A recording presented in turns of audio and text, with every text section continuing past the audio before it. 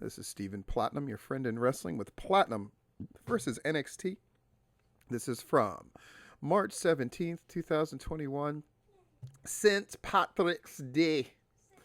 And we find ourselves at the Capitol Wrestling Center at the Performance Center in Orlando, Florida. So Vic Joseph is welcoming us. We got Wade Barrett, Beth Phoenix, one of my favorite announcing teams, which is damning them with faint praise at this stage in the game, but it is what it is. We go to the ring. Finn Balor is there. It's St. Patrick's Day. He's still the champion.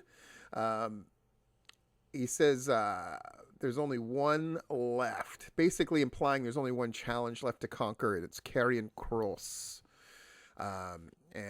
He says at TakeOver, Stand and Deliver, his time is up. The match has been confirmed. Good stuff. Here comes Kross with Scarlett. Again, this very much has the feel of your average WWE show, and that is not a strength. It is not a strength. They say some stuff back and forth. You're going to choke, blah, blah, blah. Yeah, it's not very strong.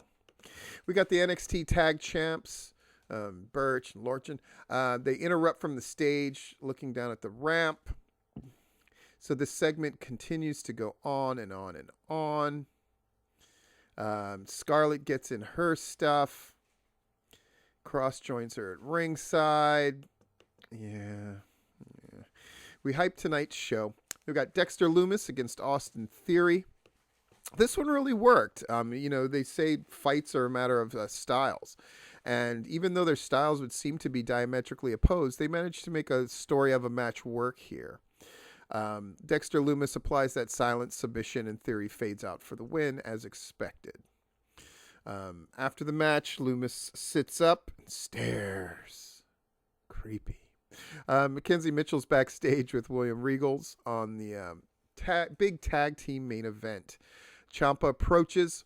He says Thatcher isn't here yet because he figures Imperium didn't like his answer. All this kind of stuff. Ciampa walks off after saying some stuff. Yeah, this just NXT. It's just so tough because AEW, even when it's bad, it feels very consequential. And last night, for the most part, it was very good.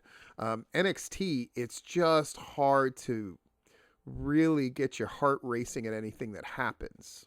We'll see if they can change that. We see Adam Cole walking backstage, and then we go to commercial. Again, another trope of the regular WWE shows that NXT is now using that is not effective. I hate that they're incorporating so many elements from Raw and SmackDown that don't work.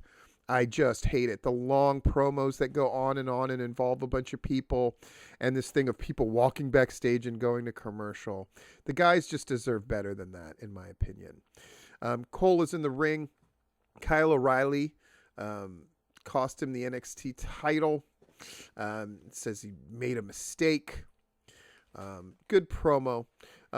William Regal comes out and says because of last week's altercation, O'Reilly damaged his neck and will be out even longer. That's a reasonable explanation. And Regal promises Kyle isn't here tonight because he's been banned from the building. O'Reilly interrupts on the big screen. He's going to be back soon. And he finds it funny how upset Cole is over losing the title match last week. So they go back and forth. Cool. A little build up there. No, nothing bad about it. So you get a video package and showing what happened with the new NXT women's tag titles last week. None of that shit made sense. But it is what it is. And I love Shotzi Blackheart and Ember Moon. So it's great. They talk about how big the win for them. But the Robert Stone brand interrupts Alia and Jesse and Stone. They issue a challenge for next week. They accept the challenge, and they knock Stone for how his suit looks. Red Mustang pulls up, and there's the Cruiserweight champion Jordan Devlin from NXT UK. Ooh, go to commercial. Legado del Fantasma against Breezango. It is what it is. It's a decent enough match. At the end of the day, it's a foregone conclusion match. You know Legado del Fantasma is going to win. And so they do. As they celebrate, Escobar takes the headset from the announcers and says NXT belongs to them. Where's Jordan Devlin? He's the true Cruiserweight champion. The music hits, and out comes Devlin with his NXT Cruiserweight title belt. People are really happy about that. Devlin says he doesn't need a sneak attack. Another good promo segment to advance stuff for later on. They're definitely having to work hard because NXT, do they really have a thing for 2 nights of shows without a tournament or something like that? I guess they're going to try, as well they should. Mackenzie stops Adam Cole backstage, asks him about Kyle O'Reilly's earlier comments. He says he's going to end O'Reilly, and that's not undisputed. That's a promise. Ooh, heat. Still to come, we got Zoe Stark against Dakota Kai. We go to commercial. And we back from the break, we get a coming soon vignette for Saray. Top Japanese talent, formerly known as Sari. Woo! And they signed, and that's cool. Get Zoe Stark against Dakota Kai. Perfectly serviceable match. Slowly, Dakota Kai gets better and better and better. And wins with a kick, because this is modern wrestling, and is happy. Kai stands tall. Gonzalez joins her. Fans boo. Yay. Io Shirai briefly stares at Kai. Steps to Gonzalez, says she wants Gonzalez. Shoves the contract in her chest and leaves. Helps Stark out of the ring. What a baby face. Mackenzie stops William Regal for his comments about Devlin and Escobar, but a crew member runs up and says something happened to Adam Cole. This is a nice little spot, a little misdirection. We go out to the parking lot and go to commercial. Oh my God, a cliffhanger, so we'll want to come back from break. This is the kind of stuff they should be doing. Thank goodness. Back from the break, and we don't immediately go to what happened to the dude. God damn it, NXT. Get a DQ sponsored video on MSK. The grizzled young veterans are backstage now. They send a warning to MSK over last week's stunt. Zach Gibson sells a hand injury, etc., etc. Marcel Barthel versus Tommaso Ciampa. This is a foregone conclusion match. Ciampa wins. As he's recovering, the Imperium music hits, and Walter is on the stage now. Big time. I love that they're bringing in NXT UK for this 2 nights, apparently, of TakeOver. I think it's smart. It looks big.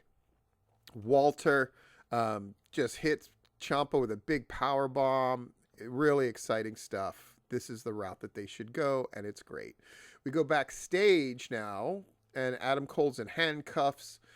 Cole's yelling about Kyle O'Reilly, trying to run him off the road. O'Reilly is handcuffed, etc., etc. Drama. We go backstage to LA Knight, cuts a quick promo to hype up his debut, and walks off. It's LA Knight against August Gray, another foregone conclusion match. That modified facebuster looks okay, and at the end of the day, LA Knight wins. Mackenzie's backstage with Gonzalez. Is she going to sign it? That's kind of a foregone conclusion, right? They want to keep showing the NXT women's tag division that they're here to take charge. Gonzalez agrees, and they're on the same page for next week. Great. Karrion Kross and Finn Balor walking separately. Back to commercial. Sigh. New vignette for Tian Sha. Great. William Regal stopped by cameramen out in the parking lot. He's furious about Kyle O'Reilly and Adam Cole. He hopes the police will drop their charges. If they do, he's going to call them both to the Capitol Wrestling Center next week. Dun, dun, dun. We're doing a really good job on this NXT, building up future shows and next week's show. They're not just using one half to promote the other half of the show, which is great. NXT tag title match, Karrion Kross and Finn Balor. Wacky tag team partners that are mismatched and teamed together against the champions. This match happens. At the end, of course, Kross basically manhandles Balor, rolls him in the ring so the tag champs can get the pin on him. So they retain. We knew that was going to happen. Then Kross lays him out, and we end with that tick-tock. And there, he's standing tall, Karrion Kross. What's going to happen at the pay-per-view?